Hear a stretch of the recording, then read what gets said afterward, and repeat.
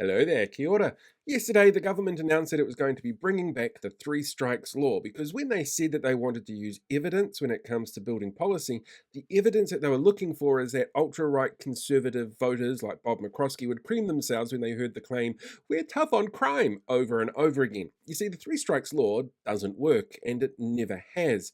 And this is our second attempt at it. About a decade and a bit ago, 2011, 2012, the John Key government brought in the three strikes law originally, and there were some really ridiculous things that came through in that particular law, like there are anywhere in the world that has a three strikes law. The Ministry of Justice report at the time before the law passed stated that there was no evidence for or against the law actually working because it hadn't really been going on long enough. It was just a really reactive way to make people feel like the government was being tough on crime. But after having that law in place for almost a decade, we did end up with some empirical evidence that showed it didn't work. Study after study found it did not work. The idea behind the three strikes law is basically criminals are going to sit there going, "I'm going to think carefully about doing this third crime because the punishment is so much worse." But the research shows that that is not what actually happens. There was a negligible little bit of difference between aggravated crime and sexual assaults when the three strike law implementation was put into place. Aggravated crime dropped a tiny bit, sexual assaults increased a tiny bit. But it shows that people weren't really put off by the possibility of a harsher sentence because the three strikes law demanded it. In fact, research that was done out of Canterbury University when the law was coming up to being repealed, it showed really specifically that the best way to spend money instead of using three strikes laws to put people in prison for longer was to actually get to the root cause of what was causing people to go out and become recidivist criminals.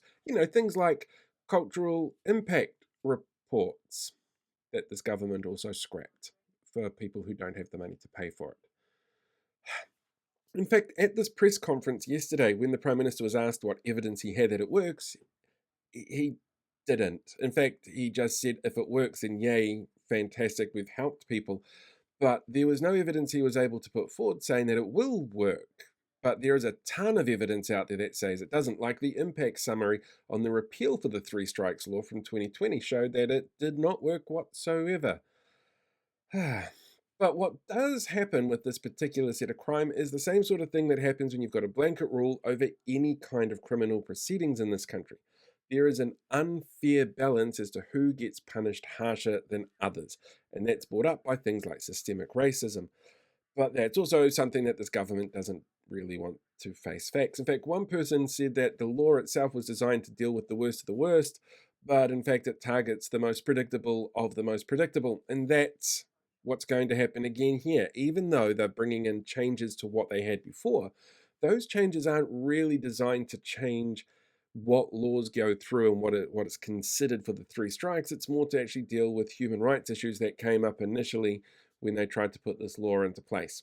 So, yeah, when it comes to evidence based policy making, particularly around crime, this government doesn't really pay attention to that. They're much happier to shout slogans saying, "Look, we're tough on crime," when all they're actually doing is making sure that people continue in the cycles that they're in and the issues that lead to crime are still there.